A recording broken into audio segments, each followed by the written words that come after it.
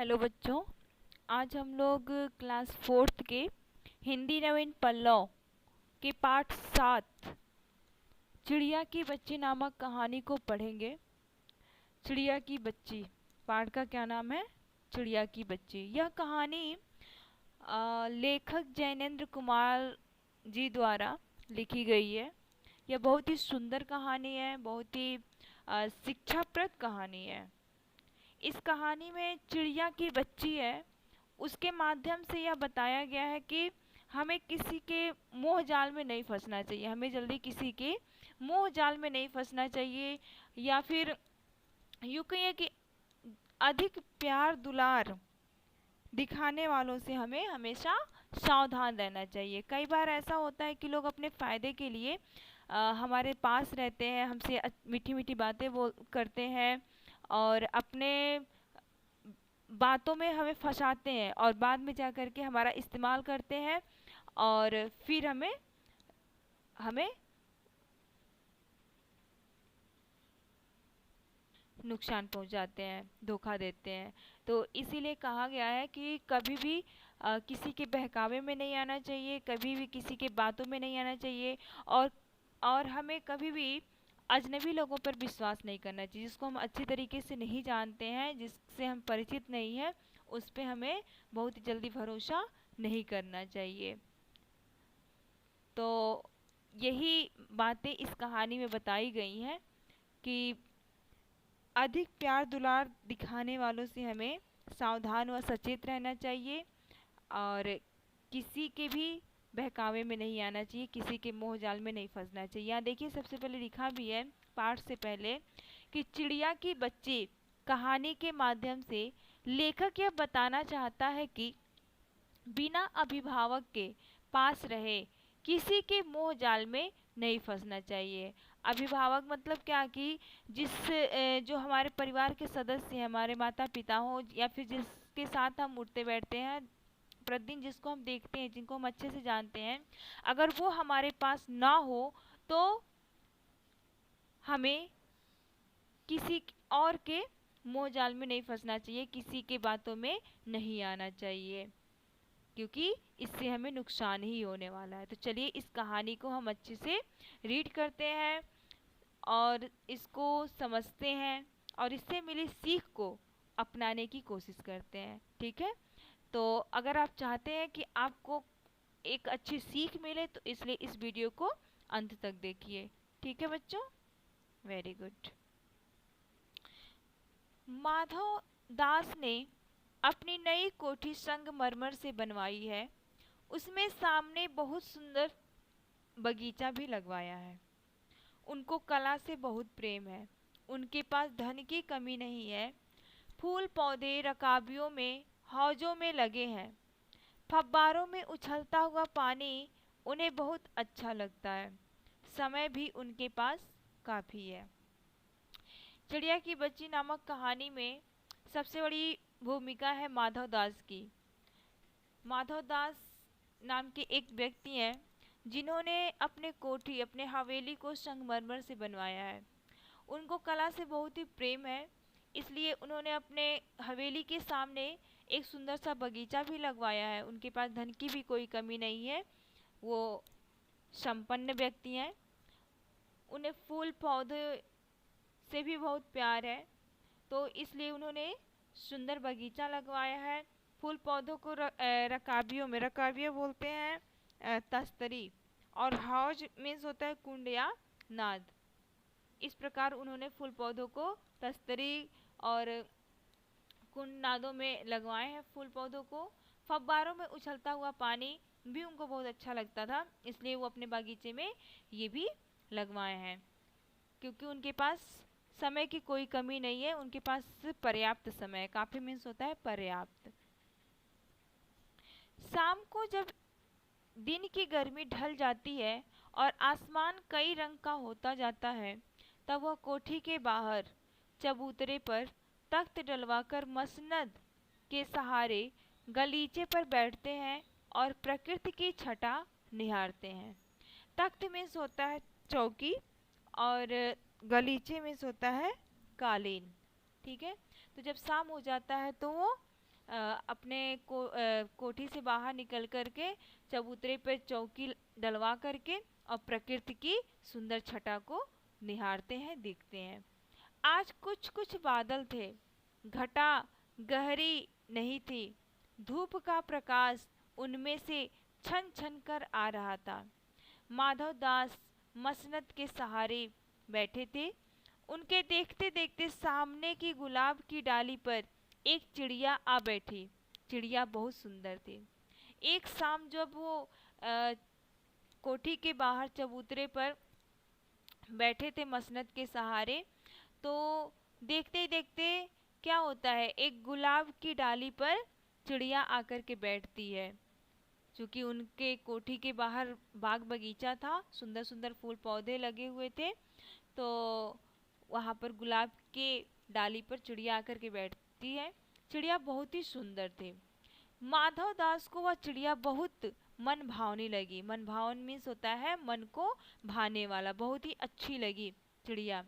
कुछ देर तक उस चिड़िया का इस डाल से उस डाल पर थिरकना देखने के बाद उन्होंने चिड़िया से कहा, सुनो चिड़िया, यह बगीचा मैंने तुम्हारे लिए ही बनवाया है।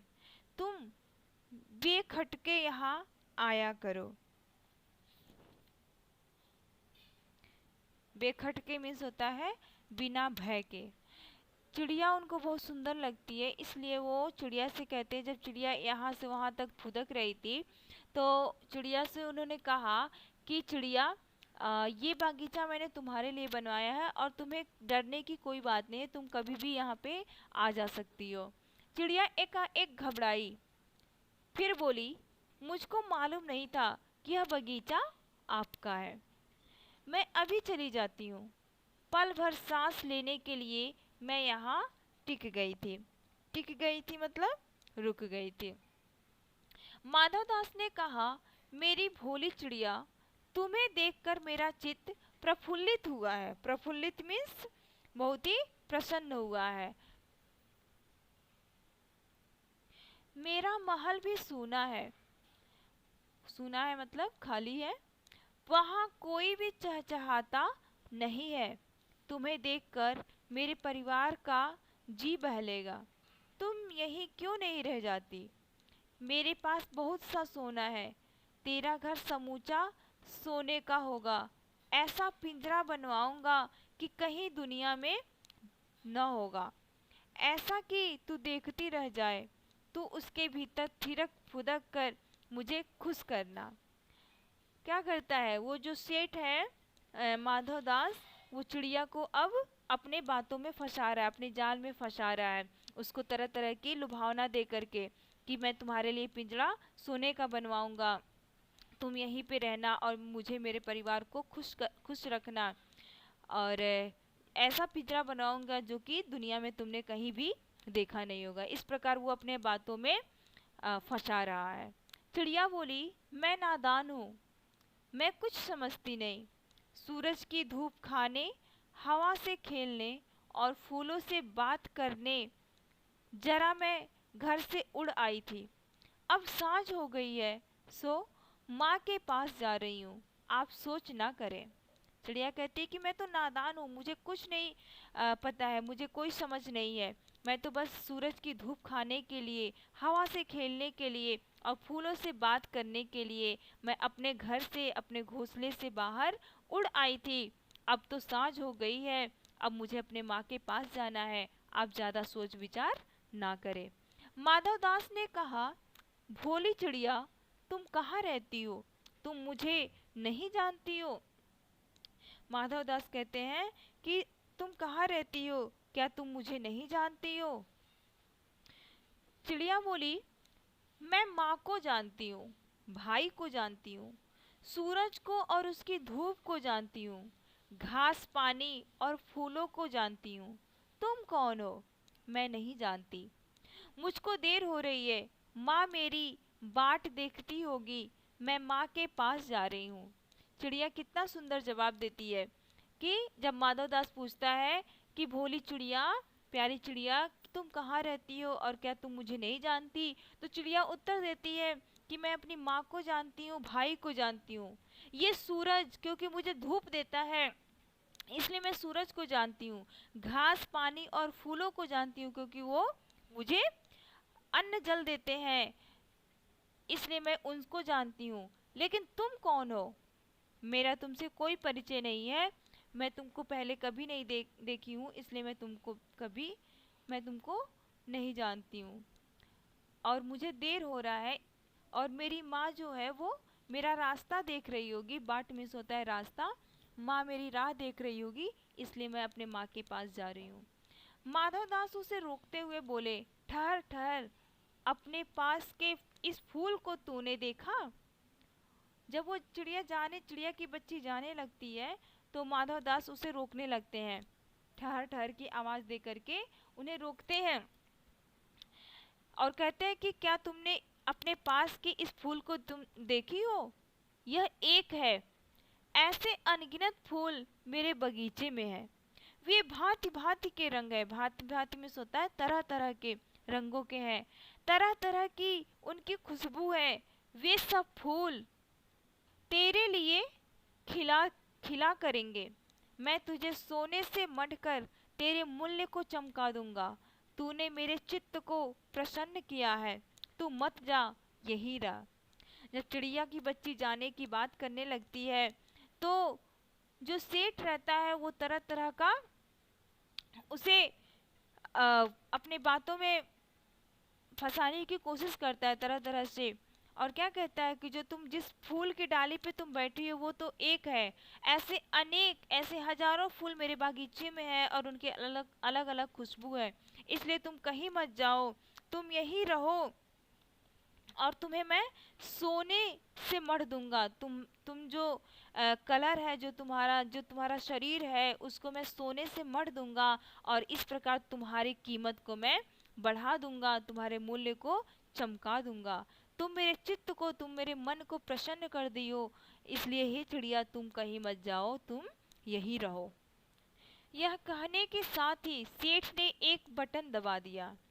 उसके दबने से दूर कोठी के अंदर आवाज हुई, जिसे सुनकर एक नौकर झटपट भागकर बाहर आया। यह सब क्षण भर में हो गया। चिड़िया कुछ भी नहीं समझी।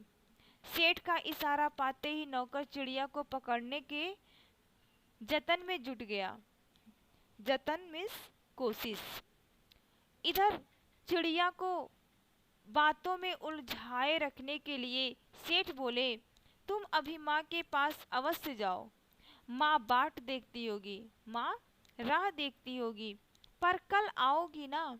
कल आना, परसों आना, रोज आना तुम यहाँ पे। अभी तुम जाओ। तुम बड़ी सुंदर लगती हो। तुम्हारे भाई बहन हैं? सेठ पूछता है। वो अपनी बातों में उनको फंसा रखा है। जब तक नौकर आ रहा है तब तक ये अपनी बातों में बहला रहा है, बातों से बहला रहा है कि चिड़िया अभी रुकी रहेगी और नौकर आएगा तब तक इसको पकड़ लेगा। वो पूछता है कि क्या तुम्हारे भाई बहन भी हैं? कितने भाई बहन हैं? चिड़िया ने बताया, 2 बहनें, 1 भाई है, पर मुझे देर हो रही है। चिड़िया को देर हो रही है क्योंकि शाम हो गई है, अंधेरा होने वाला है। उसकी माँ उसकी राह देख रही है, इसलिए चिड़िया कहती है कि हम 2 बहनें हैं और हमारा 1 भाई है, पर मुझे अब देर हो रही है, मुझे जाने दीजिए। हाँ हाँ, जाना, अभी तो उजाला है। 2 बहनें 1 भाई हैं, बड़ी अच्छी बात है। सेठ इस तरह से कहता है कि क्या तुम्हारी 2 बहनें और 1 भाई हैं? बहुत अच्छी बात है। अभी तो शाम नहीं हुई है, अभी तो उजाला है, अभी तुम चली जाना। चिड़िया के मन के भीतर जाने क्यों चैन नहीं था। वह चौकन्नी होकर चारों ओर देखती थी। उसने कहा, मुझे देर हो रही है। चिड़िया के मन में जब इस तरह सेठ बात करने लगा और उसको देर होने लगी तो मन ही मन वो घबराने लगी, बेचैन होने लगी और चौकन्नी मतलब वो सावधान हो करके चारों ओर देखती रही। उसे यह अंदर से यह महसूस होने लगा कि उसके ऊपर क्या होने वाला है, कोई ना कोई नुकसान उसके साथ होने वाला है, हानि उसको पहुंचने वाली है। उसने कहा, मुझे देर हो रही है, अब मुझे जाने दीजिए।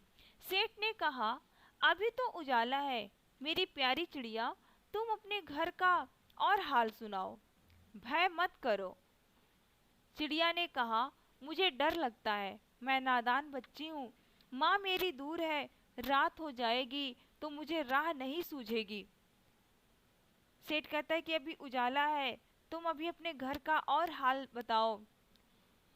लेकिन चिड़िया कहती है कि मुझे डर लग रहा है, मैं तो अभी नादान बच्ची हूँ, छोटी सी बच्ची हूँ, और मेरी माँ मुझसे बहुत दूर है, रात हो जाएगी तो मुझे राह नहीं सूझेगी, मैं रास्ता भूल सकती हूँ, इसलिए आप मुझे जाने दीजिए।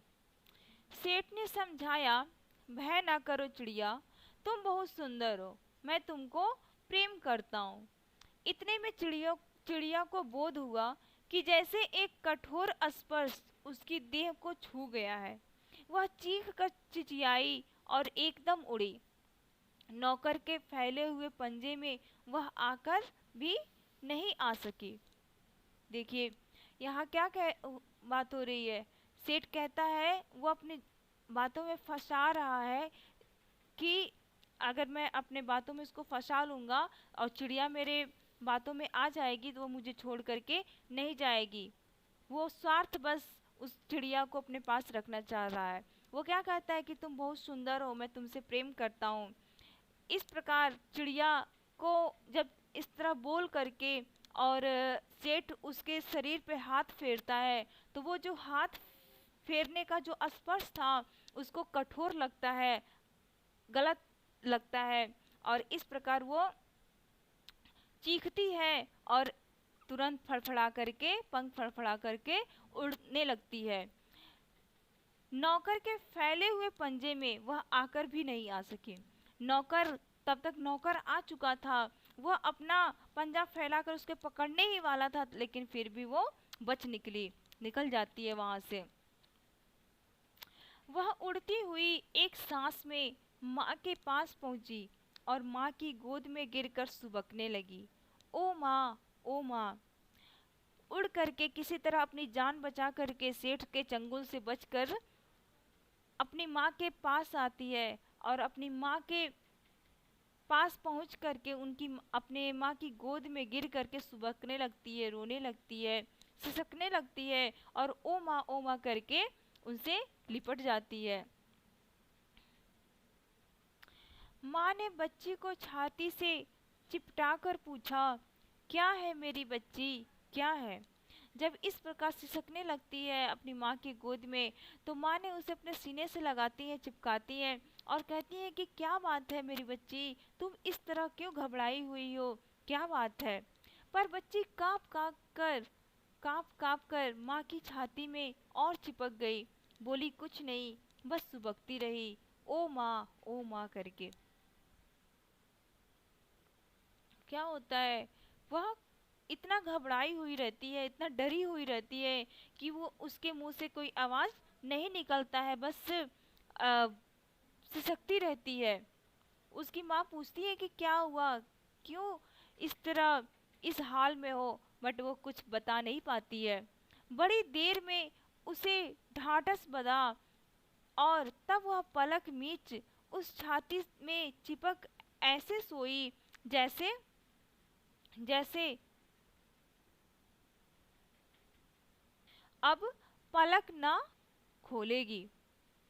माँ चिड़िया जो थी, चिड़िया की बच्ची की जो माँ थी, चिड़िया, वो बार बार पूछती है लेकिन फिर भी वो चिड़िया की बच्ची कुछ नहीं बोलती है। और कुछ समय बाद वो किसी तरह ढाढ़स बांधती है, अपने आप में थोड़ा सा अ, हिम्मत बनाकर पलक मीच कर अपनी माँ के सीने से ऐसे सोती है जैसे वो अपने अब पलक नहीं खोलेगी। तो इस प्रकार ये कहानी यही समाप्त होता है। इसका जीवन मूल्य है, अधिक प्यार दुलार दिखाने वालों से हमें सावधान व सचेत रहना चाहिए।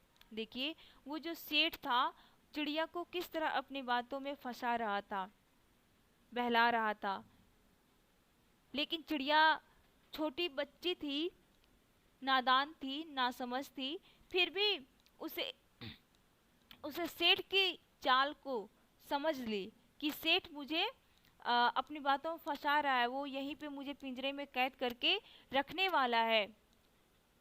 और जब एक बार मैं पिंजरे में कैद हो जाऊंगी तो फिर मैं अपने माँ के पास नहीं जा पाऊंगी। इसलिए वो समय रहते उसने अपनी बुद्धि का उपयोग करके और उसके सेठ के बिछाए गए जाल से बाहर निकल पाती है। ऐसा ऐसा ही इस समाज में भी होता है। आप देखते हैं ऐसे ही हमारे साथ भी होता है और भी लोगों के साथ होता है कि कुछ लोग बाहर से आते हैं और अपनी बातों में फंसा करके बहला करके वो हमारा क्या करते हैं, हमारा इस्तेमाल करते हैं और हमें नुकसान पहुंचा करके हमें फिर से धोखा दे करके चले जाते हैं। इसलिए कहा जाता है कभी भी हमें अनजान अजनबी लोगों पर विश्वास नहीं करना चाहिए। जब हमारे आसपास हमारे अपने हो तो उनके साथ रहना चाहिए। अगर वो हमारे आसपास हमारे अभिभावक ना हो, हमारे माता पिता ना हो, हमारे जान पहचान के लोग ना हो और अनजान लोग अपने पास बुलाएं या अपने साथ जाने की बात कहें या किसी भी प्रकार की ऐसी बातें कहें जो आगे चल कर के हमें नुकसान देने वाला हो, तो हमें कभी भी अनजान लोगों पर विश्वास नहीं करना चाहिए। क्योंकि बहुत बार ऐसा होता है कि जो अधिक प्यार दुलार करने का दिखावा जो करते हैं बाद में उन्हीं से हमें क्या होता है, धोखा भी मिलता है। इसलिए हमेशा अपनों पर विश्वास करके अपने आप पर विश्वास करके रहना चाहिए, दूसरे पर विश्वास नहीं करना चाहिए। और इस कहानी से मिली शिक्षा को हमें अपनाना चाहिए क्योंकि ये बहुत ही अच्छी कहानी है। इस कहानी से हम बहुत कुछ सीख सकते हैं, बहुत कुछ अपने जीवन में परिवर्तन ला सकते हैं। और जो गलत लोग हैं इस कहानी को पढ़ने के बाद हम गलत लोगों की थोड़ी बहुत पहचान भी कर सकते हैं। ठीक है, तो इसलिए इस कहानी को आप फिर से रीड कीजिए और इसको और अच्छे तरीके से समझने का प्रयास कीजिए, अपनी भाषा में समझिए, अपने तरीके से समझिए और अपने आसपास के लोगों को भी इस कहानी को पढ़ के सुनाइए और समझाइए कि सभी लोगों को सावधान रहना चाहिए। किससे? अजनबी लोगों से, दूसरे लोगों से सावधान रहना चाहिए। ठीक है बच्चों, तो आज के वीडियो में इतना ही है। नेक्स्ट वीडियो में हम लोग इस चैप्टर के वर्ड मीनिंग, क्वेश्चन आंसर और एक्सरसाइज को कंप्लीट करेंगे। तो अभी के लिए बस इस कहानी को पढ़िए और समझिए। ठीक है, और अगर वीडियो अच्छा लगे तो चैनल को सब्सक्राइब भी करते रहिए। Thank you.